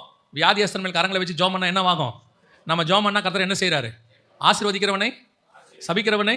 அப்ப வாயின் வார்த்தைக்கு என்ன இருக்குது? வல்லமை இருக்குது. இருக்கு இல்லையா? ஆனா இந்த வாயின் வார்த்தைக்கு எப்போ வல்லமை இருக்குது? எப்போ இந்த வாயின் வார்த்தைக்கு வல்லமை இருக்குதுங்கிறதா முதல் கேள்வி. இப்போ நீங்க எத்தனை பேரை, நான் சொல்றது உண்மை இல்லைன்னு சொல்லாதீங்க, எத்தனை பேர் நாசமாகட்டும்னு நினச்சிருக்கிறீங்க? நீ எல்லாம் நல்லாவே இருக்க மாட்ட சொல்லியிருக்கீங்களா இல்லையா? ஆனால் அவன் நல்லா இருக்கானா இல்லையா? நல்லா இருக்கான்ல. நீங்கள் சொன்ன பிறகு தான் அவன் நல்லா இருக்கான். புரியுதா? நீங்கள் ஏதாவது சொல்ல சொல்ல சொல்ல அவன் நல்லாகிட்டே போகிறான். நான் இன்னும் கொஞ்சம் பேரை சொல்லுவேன், இவங்களுக்கு சபிக்க வேற தெரியாது. இவங்க என்ன சொல்லிட்டு வருவாங்க தெரியுமா? அவனை பார்த்து நல்லா இரு. ஆனால் இவங்க என்ன நினச்சிருக்காங்க? அவன் நல்லா இருக்கக்கூடாதுன்னு நினச்சிருக்காங்க. ஆனால் என்ன சொல்லியிருக்காங்க? நீ நல்லா இரு, நல்லா இரு. ஆண்டவர் சொன்னார். இப்போ நான் என்ன செய்யணும்? நீ என்ன பண்ணிவிட்ட? பல நேரங்களில் நமக்கு சபிக்கவும் தெரியாது, ஆசீர்வதிக்கவும் தெரியாது. அதை விட்டுருங்க. ஆனால் நம்ம வாயின் வார்த்தைக்கு ஒரு வல்லமை இருக்குதானே. ஆண்டவர் சொல்லியிருக்கிறதானே, நீ ஆசீர்வதிக்கிறவனே நான் மலையை பார்த்து பெயர்ந்து போ என்றால் போகும், என் நாமத்தினால பிசாசுகளை போ என்றால் போகும். ஆண்டவர் சொல்றாருல்ல, வாயின் வார்த்தைக்கு வல்லமை இருக்குல்ல. ஆனால் ஏன் இல்லை? இப்போ நம்ம சொல்றது ஏதாவது நடக்குதா? ஏன் நடக்கல? இப்போ எலியாவை எடுத்துக்கொள்ளுங்க. 1 ராஜாக்கள் புத்தகம் 18ஆம் அதிகாரம் 1, 2, 3 வாசிங்க. அநேக நாள் சென்று 3ஆம் வருஷமாகையில் கர்த்தருடைய வார்த்தை எலியாவுக்கு உண்டாகி, நீ போய் ஆகாபுக்கு உன்னை காண்பி, நான் தேசத்தின் மேல் மலையை கட்டளையிடுவேன் என்றார். இது வந்து கர்த்தர் சொன்னது, சரியா? கட்டளை இடுவேன் என்றார். 17ஆம் அதிகாரம் 1ஆம் வசனம் வாசிங்க. கீலேயாத்துள்ள குடிகளிலே திஸ்பீனாகிய எலியா ஆகாபை நோக்கி, என் வாக்கின்படியே அன்றி. யார் வாக்கின்படி? கர்த்தருடைய வாக்கா என் வாக்கா? என் வாக்கு. வாசிங்க. என் வாக்கின்படி அன்றி இந்த வருஷங்களிலே பனியும் மழையும் பெய்யாதிருக்கும் என்று இஸ்ரவேலின் தேவனாகிய கர்த்தருக்கு முன்பாக நிற்கிற நான் அவருடைய ஜீவனை கொண்டு சொல்கிறேன். அவர் சொல்லல, அவர் சொல்லவே இல்லை. அவருக்கு முன்பா நிற்கிற நான் அவர் மேல அவர் ஜீவனை கொண்டு சத்தியம் பண்ணி சொல்றேன், கன்ஃபார்மா மழையும் மழையும் பெய்யாது நான் சொல்றேன்ட்டான். 3 வருஷம் பனியும் மழையும் பெஞ்சிச்சா இல்லையா? பெய்யல. 3 வருஷம் கழிச்சு கர்த்தர் சொல்றாரு 1 ராஜாக்கள் 18ல், நீ போய் ஆகாப்பட்ட சொல்லு, பனி மழை பெய்ய போகுதுன்னு போய் சொல்லுங்கிறார் இல்லையா? சொன்னது யாரு? எலியா. ஃபர்ஸ்ட் 17ல் சொன்னது யாரு? எலியா. எலியா சொன்னது நடந்துச்சா இல்லையா? நடந்துச்சு தானே. அவன் சொல்லிட்டான், பரலோகம் கனப்படுத்திருச்சு. யார் சொல்லணும்? கர்த்தருக்கு முன்பாக நிற்கிறவன் சொல்லணும். யார் சொல்லணும்? கர்த்தர் நம்புகிறவன் சொல்லணும். கர்த்தர் நம்புறார் அவனை. இப்ப இயேசு கிறிஸ்துவை பார்த்து பரலோகம் சொல்லுது, அவர் வார்த்தைக்கு செவி கொடுங்கள். ஏன் அவர் வார்த்தைக்கு செவி கொடுங்கள்? அவர் சொல்ற வார்த்தையும் நான் சொல்ற வார்த்தையும் ஒரே வார்த்தை தான். அவர் நான் சொல்றதை தான் சொல்லுவார். நான் சொல்றதை தாண்டி வேற ஒன்னையும் சொல்ல மாட்டார். அந்த நம்பிக்கை யார் மேல வரணும்? நம்ம மேல பரலோகத்துக்கு வரணும். அன்னைக்கு அவங்க பேசினதெல்லாம் பைபிள். பேதுரு பேசினது பைபிள், பவுல் பேசினது பைபிள். ஏன் பேதுரு பேசினது, பவுல் பேசினது, இவங்க பேசுறதெல்லாம் பைபிளா மாறுது? இப்போ பவுல் பேசும்பொழுது கர்த்தர் என்ன பண்றாரு? லீதியாளின் இருதயத்தை திறந்தார் அப்படின்னு இருக்குல்ல. இருதயத்தை திறக்கிறதுனா என்ன? இருதயத்தை திறக்குதல் என்றால் என்ன பாருங்க. இப்போ நமக்குள்ள வந்து 2 காரியங்கள் இருக்கு மெயினா. ஒன்று கான்ஷியஸ், இன்னொன்று சப்கான்ஷியஸ் அப்படிம்பாங்க. கான்ஷியஸ்னா என்ன, சப்கான்ஷியஸ்னா என்ன அப்படின்னு கேட்டிங்கன்னா, நிதானத்தில் இருக்கிறதுக்கு பேர் என்னது? கான்ஷியஸ். இப்போ நம்ம இயேசுவை ஏற்றுக்கொள்ளும் போது ரட்சிப்பு எப்படி வருதுன்னு இயேசு சொல்றாரு, இருதயத்தில் விசுவாசித்து வாயில என்ன செய்யணும்? அறிக்கை. அது என்ன அர்த்தம்னா கான்ஷியஸ். நான் இருதயத்தில் பூரணமாக நம்பி என் வாயால் அறிக்கை பண்ணுறேன், இயேசுவே மெய்யான தேவன் என்று. அவர் எதில் விரும்புகிறார் நம்மளை ஏற்றுக்கொள்ளணும்னு? கான்ஷியஸில் இருக்கணும். நம்ம சும்மா மயக்கத்தில் இயேசுவேன்னு சொல்கிறது இல்லை. புரியுதுங்களா? சிலர் மயக்கத்தில் இயேசுவே இயேசுவேம்பாங்க, அது அவங்க ஆத்மா சொல்லுது, ஆனால் கான்ஷியஸில் இல்லை. அவங்க நீங்கள் இயேசுவே இயேசுவேன்னு புலம்பிட்டு இருந்தீங்க, அப்படியா அப்படின்னு கேட்போம். சிலர் பார்த்தீங்கன்னா நைட்டு தூக்கத்தில் பிரசங்கமே பண்ணியிருப்பான். நமக்கு காலைல எழுந்திரிச்சு நம்ம கேட்போம், என்ன ஏதோ பயங்கரமாக பேசிட்டு இருந்தீங்க, அப்படியா, எனக்கு ஒன்றும் தெரியாதேம்மா. இந்த சப்கான்ஷியஸ் அப்படிங்கிறது வேற, கான்ஷியஸ்ங்கிறது வேற. இந்த கான்ஷியஸில் தான் நீங்கள் நானும் இயேசுவை ஏற்றுக்கொள்ள வேண்டும் என்று இயேசு விரும்புகிறார். நீ இந்த சப்கான்ஷியஸில் ஏற்றுக்கொள்ளவே வேண்டிய அவசியம் இல்லை. ஆனால் சப்கான்ஷியஸில் நமக்குள்ள வர ஆள் யார் தெரியுமா? பிசாஸ். நம்மளை அறியாமலேயே நமக்குள்ள வந்து எல்லாத்தையும் அவன் பார்க்குறான். அவன் துரத்தப்பட்ட பிசாசு மேலும் 7 பிசாசை கூட்டிட்டு வந்து அந்த வீடு ஜோடிக்கப்பட்டிருக்கிறதை கண்டு திருப்பி உள்ள வந்துருச்சான். அவன் கதவை தட்டிட்டு உள்ள வரல, கதவை தட்டாம உள்ள வரான். இயேசு வரும்போது எப்படி வராரு? கதவை தட்டிட்டு வராரு. இதான் கான்ஷியஸ், சப்கான்ஷியஸ். தட்டிட்டு வந்தா கான்ஷியஸ், நான் திறப்பேன், எனக்கு தெரியும். அப்போ இயேசு வந்து தட்டிட்டு வராரு. அப்போ எனக்கு என்ன இருக்குது? கான்ஷியஸ்ல இருக்கு. அப்பா நான் தான் கதவை திறந்தேன். பாருங்க, நைட்டு நீங்க 11:30 மணிக்கு வந்து கதவு தட்டுவீங்க. அப்படியே அன்கான்ஷியஸ்ல வந்து கதை திறக்கிறதா இருக்கு தெரியுமா உங்களுக்கு? இந்த 11:30 மணிக்கெல்லாம் தட்டினோம்னா, அப்போ அந்த கான்ஷியஸ்ல திறக்கிறது வேற, பிசாசு சப்கான்ஷியஸ். அவன் அப்படியே நேராக உள்ள வருவான். கர்த்தர் என்ன விரும்புறாரு? நீ பாரு, உனக்கு நலனும் பட்டா எடுத்துக்கோ, நலம்னு படலையா, விற்று. நான் உன்னை ஃபோர்ஸ் பண்ணலை, கட்டாயப்படுத்தலை, நீ நினச்சி என்னை ஏற்றுக்கோ அப்படிங்கிறாரு. ஆனால் இந்த தேவன் தான் பவுலுக்கு முன்னாடி வசனம் சொல்லுது, லீதியாளின் இருதயத்தை, அவரோட அர்த்தம் என்னன்னா லீதியாளுக்கே தெரியாமல் சப்கான்ஷியஸில் திறக்கிறாரு. இது என்னங்க சப்கான்ஷியஸில் இயேசு திறக்கிறாரு, இருதயத்தை திறக்கிறாருங்கிறீங்க. அப்போ இந்த வேலையை இயேசு ஏன் செய்கிறாரு அப்படின்னா, தேவனுக்கு பவுல் மேல் நம்பிக்கை இருக்கிறது. என்ன நம்பிக்கை இருக்குது தெரியுமா? நான் சொல்கிறத மட்டும்தான் அவன் பேசுவான், அதை தவிர வேற எதையும் அவன் பேச மாட்டான். அவனை நம்பி இவ இருதயத்தை திறக்கலாங்கிறது தான் கர்த்தர் உங்கள் மேல் வச்ச நம்பிக்கை. உங்கள் மேலே எப்போ பரலோகத்துக்கு நம்பிக்கை வருதோ அப்போ எதிரில் இருக்கிற இருதயத்தை பரலோகம் திறக்கும். இப்போ பாருங்க, லூக்கா 24:45. அப்பொழுது வேத வாக்கியங்களை அறிந்து கொள்ளும்படி அவருடைய மனதை அவர் திறந்து. அப்படின்னா பரலோகம் என்ன செய்து? இயேசுவுக்கு முன்பாக சீஷருடைய மனதை என்ன செய்து? திறக்குது. எதனால திறக்குதுன்னா, இயேசு கிறிஸ்து மேலே பரலோகத்துக்கு நம்பிக்கை வந்துருச்சு. நான் சொல்கிறத தவிர இவர் வேறு ஒன்றையும் பேச மாட்டார். ஒரு எழுத்தாகிலும் எழுத்தின் உறுப்பாகிலும் இவர் என்ன செய்ய மாட்டார்? கூட்டவும் மாட்டார், குறைக்கவும் மாட்டார். அந்த நம்பிக்கை பரலோகத்துக்கு வந்த உடனே வசனம் சொல்லுது, அவர் இருதயங்களை அவர் திறந்தார், அவங்க வேத வாக்கியங்களை அறிந்து கொள்ளும்படி. இப்படிப்பட்ட ஆளை பார்த்து தான் பரலோகம் சாட்சி கொடுக்குது, இவர் என்னுடைய நேசகுமாரன், இவரில் நான் பிரியமாக இருக்கிறேன், இவர் வார்த்தைக்கு செவி கொடுங்கள். ஏன் வேற யாரை பார்த்து என்னால் சொல்ல முடியாது? மோசையை பார்த்து இந்த வார்த்தையை என்னால் சொல்ல முடியாது. ஏன் சொல்ல முடியாது? வசனம் சொல்லுது, இந்த மாதிரி 7 பேருக்கு மனைவியாக இருந்தா இந்த மாதிரி உயிர்த்தெழும்போது அவர் யாருக்கு மனைவியாக இருப்பா? இதெல்லாம் சொல்லி முடிச்சுட்டு ஒரு இடத்துல இயேசு பார்த்து இந்த விவாகரத்தை பற்றிலாம் பேசும்போது, மோசை எங்களுக்கு சொல்லி இருக்கிறானே அப்படின்னு இவங்க கேட்குறாங்க. கேட்கும்போது இயேசு அவங்களுக்கு சொல்கிறாரு, உங்கள் இருதயத்தின் கடினத்தின் நிமித்தம் மோசை அப்படி சொன்னான், ஆதி முதல் கொண்டு அப்படி இல்லைங்கிறார். புரியுதா? உங்களுக்காக மோசை என்ன பண்ணிட்டாரு? மாடிஃபை பண்ணிட்டாரு. ஆனால் நாங்கள் கொடுத்ததில் அப்படி இல்லைன்ட்டார் அவர். இப்போ மோசையை பேசும்போது ஜனங்களுடைய இருதயம் திறக்கல. ஜனங்க தேவையானவன் எடுத்துக்கிட்டான், தேவையில்லாதவன் எதிர்த்தான், முறுமுறுத்தான், கோரா கொடுத்தார், வந்தான். ஆனா இயேசு பேசும்போது அத்தனை பேரும் ஏற்றுக்கொண்டான். பவுல் பேசும்போது லீதியாளுடைய இருதயத்தை கர்த்தர் திறந்தார். எங்க திறக்கிறார் தெரியுமா? எப்போ உங்க மேல பரலோகத்துக்கு நம்பிக்கை வருதோ அப்போ உங்க முன்னாடி இருக்கிற இருதயத்தை பரலோகம் திறக்கும். நீங்க எதுவும் உங்க மேல நம்பிக்கை வரணும், நான் சொல்றதை தவிர வேற ஒன்றையும் என் மகளோ பேசவே மாட்டார்கள். இதுதான், இவ்வளவுதான் அளவு. ஒரு வார்த்தை கூட எக்ஸ்ட்ரா பேச மாட்டாங்க. என்ன சொல்றனோ பேசுவாங்க, எங்க நிறுத்த சொல்றாங்க நிறுத்துவாங்க. அந்த நம்பிக்கை பரலோகத்துக்கு மேல வருமா? அப்ப நீங்க பேசுறது எல்லாமே வேதமாக மாறும். பில்லிகிரகம் ஐயாவை எடுத்துக்கோங்க. நீங்க பாருங்க, பில்லிகிரகம் ஐயாவோட பிரசங்கத்தை பாருங்க. பயங்கர ஆகா ஓஹோன்லாம் இருக்காது. நான் சொல்றது இப்ப இல்லை, அவர் கர்த்தருடைய ராஜ்யத்துக்கு போயிட்டார். அவர் பேசுறதுல எல்லாம் ஆகா ஓஹோன்லாம் இருக்காது. ஆனா அவர் பேசுறத கேட்கறதுக்கு மட்டுமே 3 லட்சம் பேர் வருவாங்க. அவ்வளவுதான். இன்னொரு விஷயம் தெரிஞ்சுக்கோங்க, பில்லிகிரகம் ஐயாவோட ஊழியத்தில் அற்புத அடையாளம் நடக்காது, எந்த ஹீலிங்கும் நடக்காது, எந்த டெலிவரன்ஸும் நடக்காது. Purely word of God. கர்த்தருடைய வார்த்தையை அவர் பேசுவார். வசனத்தை கேட்க ஜனங்க என்ன செய்வாங்க? 3 லட்சம் பேர், 2 லட்சம் பேர், 1 லட்சம் பேர் இப்படி வந்துட்டே இருப்பாங்க. அப்போ இப்படி ஜனங்களை பரலோகம் ஏன் அனுமதி கொடுக்குது வந்து கேட்கறதுக்கு? கொடுக்கறதுக்கு என்ன காரணம்? அவர் மேல பரலோகத்துக்கு ஒரு நம்பிக்கை இருக்குது. நான் சொல்றதை மட்டும்தான் இவர் கேட்பார், இவர் பேசுவார், ஒரு வார்த்தை எக்ஸ்ட்ரா பேச மாட்டார். அதே நேரத்தில் பிசாசுக்கும் ஜனங்க வந்து கேட்கறவங்க இருக்கிறாங்க. அதெல்லாம் தேவன் சொல்றது இல்லை. பிசாசுடைய ஆட்களும் பேசுவாங்க. அவங்க பேசும்போது லட்சக்கணக்கில் என்ன செய்வாங்க? ஜனங்க வருவாங்க. இது தேவன் அனுமதி கொடுக்கறது இல்லை. தேவன் அனுமதி கொடுக்கிற கூட்டம். கர்த்தர் இருதயத்தை திறக்கிறார்னு வச்சுக்கோங்க. அந்த இருதயத்தை திறக்கிற கூட்டத்தை நான் சொல்றேன். யாருக்கு இருதயம் திறக்கும்? கர்த்தர் சொல்லுகிறபடி பேசுகிறவன். அப்படி பேசுகிறவனை தான் பரலோகம் நம்பும்.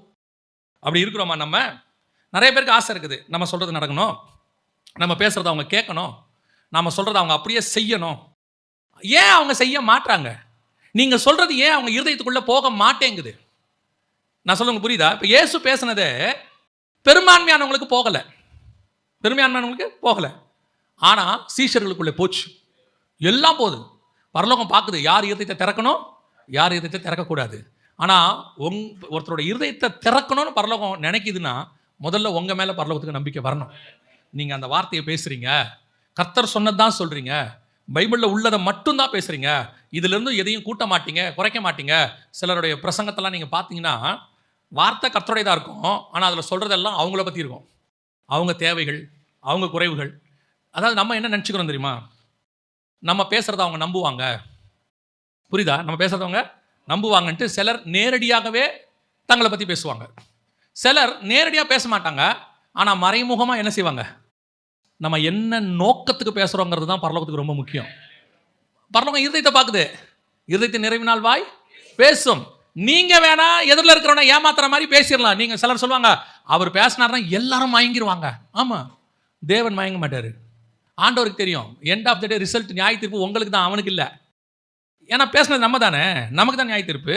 பரலோகம் பார்க்கணும் நீ என்ன நோக்கத்துக்கு பேசுற, ஒரு ஆள்கிட்ட என்ன நோக்கத்துக்கு பேசிட்டு இருக்கிற. சிலர் அன்பா விசாரிப்பான், விசாரிக்கிறதுல கூட ஒரு சுயநலம் இருக்கும்.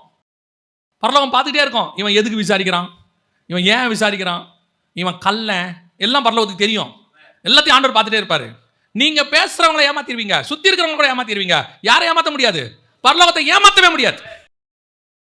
நீங்க பேசுறது அவன் இருதயத்துக்குள்ள போகுதா இல்லையாங்கிறதுக்கு காரணம் என்ன தெரியுமா? உங்களுக்கு நடுவில் ஒருத்தர் உட்காந்துருப்பாரு, உட்காந்துக்கிட்டே இருப்பாரு. நீ என்ன பேசுறன்னு எனக்கு தெரியும் மகனே, நான் பார்த்துக்கிறேன் பாரு. ஆனால் உண்மையிலேயே நீங்கள் கர்த்தருடைய வார்த்தையை பேசி பாருங்க.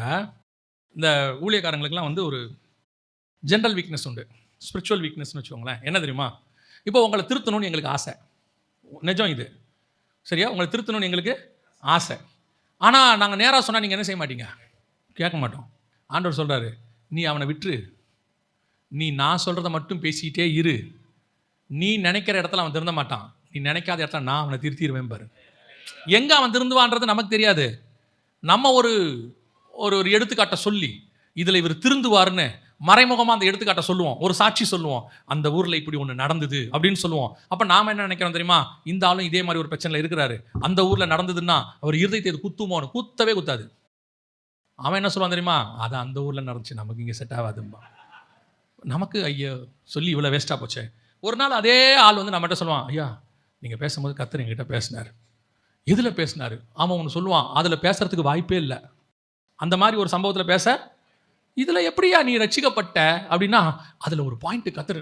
அதில் தான் ஆண்டவர் சொல்கிறாரு, நீ எந்த முயற்சியும் என்ன செய்யாத, பண்ணவே பண்ணாத. நீ கொடுக்குற வார்த்தையை மட்டும் பேசிக்கிட்டே இரு. எங்கே யாரை எப்படி திருத்தணும், இருதயத்தை திறக்கணும்னு எனக்கு தெரியும். ஆனால் உன் மூலமா அவனை திருத்தணும்னா முதல்ல எனக்கு உன் மேலே நம்பிக்கை வரணும். நீ எப்படிப்பட்டவனா இருக்கணும்? ஆண்டவர் சொல்கிறத மட்டும் பேசணும். எதையும் கூட்டவும் கூடாது, குறைக்கவும் கூடாது. கூட்டினாலும் உன்னை பரலோகம் ரிஜெக்ட் பண்ணிடும், குறைச்சாலும் பரலோகம் ரிஜெக்ட் பண்ணிடும். ரிஜெக்ட் பண்ண என்னன்னா இதயத்தை திறக்காது. அவங்க இதயத்தை திறக்காது. அவங்க வந்து யோசிச்சு கான்ஷியஸில் இதை ஏற்றுக்கலாமா ஏற்றுக்க வேணாமா எல்லாம் யோசிச்சு பார்த்து கடைசியாக பரலோகம் டிசைட் பண்ணோம். சரி ஓகே, இவன் பேச்சு இவன் இப்படியே தான் பேசுவான், விட்டு தள்ளு, ஜனங்களா பார்த்து ஏற்றுக்கிட்டோம் அப்படின்னு விட்டுருவார். ஆனால் ஒரு இடத்துல உங்கள் மேலே பரலோகத்துக்கு நம்பிக்கை வரும். இவன் அவனை பற்றி பேச மாட்டான், அவன் தேவையை பற்றி பேச மாட்டான், அவன் ஜனங்களுக்கு வெறும் நான் கொடுக்குற வசனத்தை மட்டும் கொடுப்பான். அன்றைக்கி தான் ஆண்டவர் சொன்னார், ஜோக்கு பேசணுங்கிறது அவசியமே இல்லை, நீ வசனம் பேசிக்கிட்டே இரு, அந்த வசனம் அவனுக்குள் கிரியை செய்யும். அவன் கேட்பான் கேட்க மாட்டான்ற கவலை உனக்கு வேண்டாம், அதை நான் பார்த்துக்கிறேன். கேட்க வைக்கிறத அவங்க கேட்க வைக்கிறத நான் பார்த்துக்கிறேன். அவங்களே கேட்பாங்க, உட்கார வைக்கிறது கர்த்தர். ஒரு செய்தி இருக்கிறது, நித்திய ஜீவன் ஒரு மெசேஜ் இருக்குது யூடியூப்பில். அந்த செய்தி வந்து கிட்டத்தட்ட 2 மணி நேரம். அந்த செய்தி எடுக்கும் போதெல்லாம் கேட்பாங்க, ஷூட் பண்ணட்டுமாம்பாங்க, வேணாம்பேன். அப்போது ஏன் ஷூட் பண்ண வேணான்றீங்க அப்படிம்பாங்க. இது 2 மணி நேரம் மெசேஜ், யாரும் உட்காந்து என்ன செய்ய மாட்டாங்க, கேட்க மாட்டாங்க, எதுக்கு வேஸ்ட்டாக ஷூட் பண்ணுறீங்க அப்படின்னு சொல்லிட்டு. மஸ்கட்டுக்கு போகும்போது அங்கே ஒரு சகோதரன் வந்து இந்த செய்தி அவர் கேட்டதே இல்லை. அவர் என்ன பண்ணார், ஷூட் பண்ணலாம் அப்படின்னார். எதுக்கு பிரதர்? சும்மா ஷூட் பண்ணுவோம் பிரதர்னார். பண்ணார். 1 மணி நேரம் 54 நிமிஷமாக என்னமோ அந்த மெசேஜ் முடிச்சாச்சு, வந்துட்டேன். நான் எனக்கு அவர் அப்லோட் பண்ணதே தெரியாது, அவர் அப்லோட் பண்ணிட்டார். கிட்டத்தட்ட எத்தனையோ லட்சம் பேர் அதை பார்த்துருக்குறாங்க. எதுக்கு சொல்கிறேன், அதை ஷூட் பண்ணதோ அப்லோட் பண்ணதோ என் பொறுப்பே இல்லை, அதனால் வரக்கூடிய கிரெடிட் எனக்கே கிடையாது. அதை ஷூட் பண்ணவங்க யாரோ, அப்லோட் பண்ணவங்க யாரோ. ஆனால் அந்த செய்தி, அதில் ஆவியானவர் பேசினது அவ்வளோ பிரயோஜனமாக இருக்குதுன்னு ஒரு பெரிய கூட்டம் சொல்லிக்கிட்டு இருக்குது. நான் என்ன நினைக்கிறேன், அந்த செய்தி யாரும் கேட்கவே மாட்டாங்க, அந்த செய்தி ரீச் ஆகாது அப்படிங்கிறது என்னுடைய மைண்ட் செட். அன்றைக்கி ஒரு மனுஷன் வந்து சொன்னார், அந்த செய்தியை நான் இது வரைக்கும் ஒரு 10 தடவை பார்த்துட்டேன்னு. எனக்கே சந்தேகம், 10 தடவை பார்க்கறதுக்கு அந்த மெசேஜில் என்ன இருக்குன்னு எனக்கு தெரியாது. ஆனால் ஆவியானவர் பேசுகிறார். பல நேரங்களில் நாம் மாம்சத்தில் எதையும் முடிவெடுக்க கூடாது. தேவன் என்ன சொல்லுகிறாரோ அதை செஞ்சால் போதும். அது 1/2 hour 1 hour 2 hour 10 நிமிஷம் அந்த கதெல்லாம் கிடையாது. என்ன க்ரௌடு வந்திருக்கு, இந்த க்ரௌடுக்கு ஏற்ற மாதிரி பேசணும், அந்த க்ரௌடுக்கு, அதெல்லாம் கிடையாது. நான் சொல்கிறேன், நம்ம கையில் ஒன்று இல்லவே இல்லை. பரலோகம் உங்களை நம்பணும், அவ்வளோதான் முக்கியம். பரலோகம் வார்த்தையை கொடுக்கும், அது இந்த க்ரௌடுக்கு போகும், அந்த க்ரௌடுக்கு போகாது, அவங்களுக்கு தேவைப்படும், இவங்களுக்கு தேவைப்படாது, இவங்களுக்கு பிடிக்கும், அவங்களுக்கு பிடிக்காது, அதெல்லாம் கிடையவே கிடையாது. பரலோகம் வேற. நம்ம செய்தியை கேட்டு திருந்தறதுக்கு ஒரு குரூப்பை பரலோகம் செய்யலை. இந்த செய்தி இங்கே கொடுக்க போகிறாங்கன்னு ஒரு பரலோகம் ஏற்கனவே ஒரு ஆளை கூட்டிகிட்டு வந்துடும். அவங்க சொல்லி அப்போ ஆண்டவர் சொல்லுவார், நீ இன்னொருத்த எதையுமே கலக்காத, உன் மேலே எனக்கு நம்பிக்கை வந்தால் போதும். நான் சொல்லிடுவேன், இவன் என்னுடைய நேசகுமாரர், இவர் வார்த்தைக்கு நீங்கள் செவி கொடுங்க, அவ்வளவுதான். அந்த நம்பிக்கையை இயேசு உருவாக்குனார். அந்த நம்பிக்கையை பவுல் உருவாக்குறார். அந்த நம்பிக்கையை பில்லி கிரஹாம் உருவாக்குனார். அந்த நம்பிக்கையை நீங்கள் உருவாக்கும் போது பரலோகம் உங்களுடைய வார்த்தைக்கு ஒரு சாட்சி கொடுக்கும். அவர் வார்த்தைக்கு நீங்கள் செவி கொடுங்கள்னு சொல்லுங்க. இதுதான் கர்த்தர் எதிர்பார்க்கிறதான சாட்சி. கர்த்தர் உங்ககிட்ட எதிர்பார்க்கிற சாட்சி என்ன? நேசகுமாரன் நான் சொல்லணும். என் குமாரன் என்ன சொல்லணும்? நேசகுமாரன் சொல்லணும். அடுத்து நான் பிரியமா இருக்கிறேன்னு சொல்லணும். கடைசியா இவர் வார்த்தைக்கு செவி கொடுங்கன்னு உங்க மேல எனக்கு என்ன வரணும்? நம்பிக்கை வரணும். பேசுறதெல்லாம் இயேசு கிறிஸ்து பாருங்க, அவ்வளோ கேர்ஃபுல், அவ்வளோ கேர்ஃபுல். ஏசாயா புஸ்தகம் 50ஆம் அதிகாரம் 4வது வசனத்தை வாசிங்க. ஏசாயா 50:4 வாசிங்க. இளைப்படைந்தவனுக்கு சமயத்துக்கேற்ற வார்த்தை சொல்ல நான் அறியும்படிக்கு கர்த்தராகிய ஆண்டவர் எனக்கு கல்விமானி நாவை தந்தருளினார். காலைதோறும் என்னை எழுப்புகிறார். கற்றுக்கொள்கிறவர்களைப் போல நான் கேட்கும்படி என் செவியை கவனிக்க செய்கிறார். இயேசு கிறிஸ்துவை பத்தின ப்ராஃபசி இது. இயேசு கிறிஸ்து வந்து எப்படி ஊழியம் பண்ண போறாருன்றதுக்கான தீர்க்க தரிசனம். அதுல வசனம் என்ன சொல்லுதுன்னா, இயேசு என்ன செய்வாராம்? காலைதோறும் ஏஞ்சிருவாராம். எழுந்திருச்சுட்டு பிதா கிட்ட போய் என்ன செய்வாராம்? உட்கார்ந்துருப்பாராம். அன்னன்னைக்கு யார் யாருக்கு என்னென்ன வார்த்தை பேசணும்னு பிதா அவருக்கு என்ன செய்வாராம்? சொல்லி கொடுப்பாராம். இவர் எப்படி கத்துப்பாராம்? கற்றுக்கொள்ளுகிறவனை போல உட்காந்து நோட்ஸ் எடுத்துப்பாராம். இன்னைக்கு காலையில் எழுந்திருச்சாச்சு, என்ன பண்ணணும் ஆண்டவரே? இப்போ பேதுருவின் மாமி வீட்டில் வந்து உன்னை கூப்பிடுவாங்க. ஜுரம் சரியாயிருச்சு, எல்லாரும் வந்திருக்கிறாங்க, வந்து பிரசங்கம் பண்ணுவாங்கன்னு கூப்பிடுவாங்க. நீ என்ன சொல்லணும்? வேற இடத்துல வேலை இருக்கு, வாங்க போகணும்னு சொல்லணும். 5000 பேர் வருவாங்க, உங்களுடைய வார்த்தையை கேட்க வந்தோன்னு சொல்லுவாங்க. ஆனா யாரும் வார்த்தையை கேட்க வரல, எல்லாம் அப்பத்துக்காக வந்திருக்கிறான். அவனை பார்த்து சொல்லணும், நீ ஒன்றும் வார்த்தைக்கு வரல, என்னை அப்பத்துக்கு பின்பற்றுகிறீர்கள், திரும்பி போங்கன்னு சொல்லிடு. இதை எங்க சொல்லிடுவார் பிதா? காலையிலே சொல்லிடுவார். இவர் காலையில எல்லாத்தையும் கேட்டு வந்து உட்காந்துருப்பாரு. அவன் வந்து வேற மாதிரி பேசுவான். அப்ப இவருக்கு எப்படி இருக்கும் பாருங்க. நம்ம ஏன் ஏமாறுறோம் தெரியுமா? வந்தவன் என்னத்தோட வந்திருக்கிறான் நமக்கு. ஆனா காலையிலே பிதா சொல்லிட்டாராமா, இவன் அதுக்கு தான் வரான். ஒருத்தன் வருவான், அவன் பேர் நத்தான்வேல், அவன் கபடமற்ற உத்தம இஸ்ரவேலர். ஆண்டவர் சொல்றாரு, நீங்க வருவான், அவன் பேர் நிக்கோதேமு, உங்ககிட்ட அவன் வரான், ஆலோசனை பண்ணும்படி வரான். இதை பரலோகம் சொல்லிடும். இவர் பேசும்போது அவரோட இருதயம் திறக்குது. ஏன்? பரலோகம் காலையிலேயே சொல்லிருச்சு என்ன பேசணும், என்ன பேசக்கூடாது, எப்படி. இந்த நம்பிக்கை பரலோகத்துக்கு எப்போ வருது தெரியுமா? நீங்க அதை மட்டும்தான் பேசுவீங்க, வேற எதையும் பேச மாட்டீங்கன்னு உங்க மேல பரலோகத்துக்கு நம்பிக்கை வந்துருச்சுன்னா பரலோகம் சொல்லும், அவன் பேசுறத அப்படியே கேளுங்கப்பாங்க. ஏன்? அவன் நான் சொல்றது மட்டும்தான் பேசுவான். நான் சொல்றதை தவிர ஒரு வார்த்தை அவன் கூட்ட மாட்டான், ஒரு வார்த்தை அவன் குறைக்க மாட்டான். 100%. இந்த நம்பிக்கை பரலோகத்துக்கு உங்க மேல வந்துருச்சுன்னா நீங்க க்ரௌடை தேட வேண்டாம், க்ரௌடு உங்களை தேடும். எங்க இருக்கிறாரு அவர்? எங்க இருக்கிறாரு அவர்? வார்த்தையை பேசுவாரு. அவர் அக்கறைக்கு போயிட்டு இருக்கிறாருங்க போட்ல. ஐயோ அக்கறைக்கு போறாரா? இவன் சுத்தி வருவான், அந்த ஆத்த என்ன பண்ணிடுவான்? சுத்தி வருவான். இவர் போட்ல அவங்க போய் ரீச் ஆகிறதுக்குள்ள அவன் வந்துட்டான். எப்படி வரான் தெரியுமா? ஐயோ மெசேஜ் தொடங்கிடும். அவர் பேச ஆரம்பிச்சிருவாரு. ஆனா அவர் பேசவே போல. எதுக்கு போறாரு? சாப்பிட போறார் அக்கறைக்கு. வாருங்கள் நான் சாப்பிட போவோம் என்று அக்கறைக்கு போனார். அங்கே போனா திரளான கூட்டமாகிய ஜனங்கள் அவர் வார்த்தையை கேட்கும்படி வந்திருந்தார்கள். வசனம் சொல்றது, கர்த்தர் அவர்கள் மேல் மனதுருகி. உங்க வார்த்தை தேவன் பேசுறதுங்கிற கன்ஃபர்மேஷன் வந்துட்டா போதும். ஆண்டவர் சொல்றாரு, நீ அந்த 3/4 மணி நேரம் அவங்களுக்கு அட்டென்ஷன்ல வைக்கிறதுக்கு ஒரு 1.5 மணி நேரம் எனக்கு முன்னாடி உட்காரு. நீ எனக்கு முன்னாடி 1.5 மணி நேரம் உட்காந்தா 3/4 மணி நேரம் அவங்கள நான் உன் முன்னாடி உட்கார வைக்கிறேங்கிறாரு கர்த்தர். இவ்வளவுதான் ஃபார்முலா. இதான் ஈஸி ஃபார்முலா. நீங்கள் எவ்வளவுக்கு எவ்வளவு தேவனுக்கு முன்பாக உட்காருகிறீர்களோ அவ்வளவுக்கு அவ்வளவு பரலோகம் உங்களை நம்பும். அவ்வளவுக்கு அவ்வளவு பரலோகம் உங்களுக்கு முன்னாடி உட்கார்ந்திருக்கிற இருதயத்தை திறக்கும். அப்போ பரலோகம் உங்களுக்கு குறித்து ஒரு சாட்சி கொடுக்கும். இவன் என்னுடைய நேசகுமாரன், இவனில் நான் பிரியமாக இருக்கிறேன். அடுத்து பரலோகம் சொல்லும், இவருக்கு செவி கொடுங்கள். ஏன்னா அவன் சொல்றதெல்லாம் என்னுடைய வார்த்தை, அவங்க பேசுறதெல்லாம் நான் சொல்றது தான். ஆண்டவரே வேற ஒன்றும் அவங்க செய்ய மாட்டாங்க, கூட்ட மாட்டான், குறைக்க மாட்டான். பவுல் பாருங்க, லெட்டர் எழுதுறான். அவன் எழுதுற லெட்டர் நமக்கு பைபிள் ஆயிடுச்சு. அவர் எழுதுனது லெட்டர் தான், நிருபம். ஆனால் அது எப்படி பைபிள் ஆச்சு தெரியுமா? பவுல் எழுதும்போது கூட எதையும் சேர்த்து எழுத மாட்டான், எதையும் குறைச்சி எழுத மாட்டான். பரலோக ஆவியானவர் என்ன சொல்றாரோ அதை மட்டும்தான் என்ன செய்வான்? எழுதுவான். வேத வாக்கியங்கள் எல்லாம் தேவ ஆவியானவராலே அருளப்பட்டது. பவுல் எழுதுற லெட்டர் இன்னைக்கு நம்மளால அப்படி பேசி அப்படி எழுத முடியுமா? அப்படி பேசி அப்படி எழுத முடியுமா? நீங்கள் பேசுறதெல்லாம் கர்த்தருடைய வார்த்தை, ஒன்று கூட எக்ஸ்ட்ராவாக இருக்காது, ஒன்று கூட குறையாது. நீங்கள் எழுதுறதுல ஒன்று கூட எக்ஸ்ட்ராவாக எழுத முடியாது. நம்ம ஒரே வார்த்தை இதுக்கு சொல்லி முடிச்சிருவோம். அது எப்படிங்க முடியும்? நாம் மாம்சத்தில் இருக்கிறோம். சில ஆட்கள் உடனே சொல்லுவாங்க, அது பவுல் செயின்ட். பவுல் யாரு? செயின்ட். அவர் எழுதுவார். அவர் இயேசு தேவன், அவர் எழுதுவார். இல்லை, இயேசு மாம்சத்தில் தான் இருந்தார். அதனால தான் பரலோகம் அவருக்கு 3.5 வருஷம் கழிச்சு சாட்சி கொடுக்குது. அவர் தேவனாக இருந்தால் முதல் வருஷமே பரலோகம் சாட்சி கொடுத்துருக்கோம். பரலோகம் 3.5 வருஷம் ஊழியத்தை பார்க்குது, எல்லா ஊழியத்தையும் பார்க்குது. முதல் பிரசங்கத்திலிருந்து எருசலேமுக்குள்ள நுழைகிற கடைசி பிரசங்கம் வரைக்கும் பார்க்குது பரலோகம். பார்த்துட்டு இப்போ சொல்லுது, இவருக்கு செவி கொடுங்கள். ஏன்? இவர் நான் பேசுறது தான் பேசுவார், நான் சொல்றது தான் சொல்லுவார். இந்த நம்பிக்கை ஒரு நாள் பரலோகத்துக்கு பவுல் மேலே வந்துச்சு.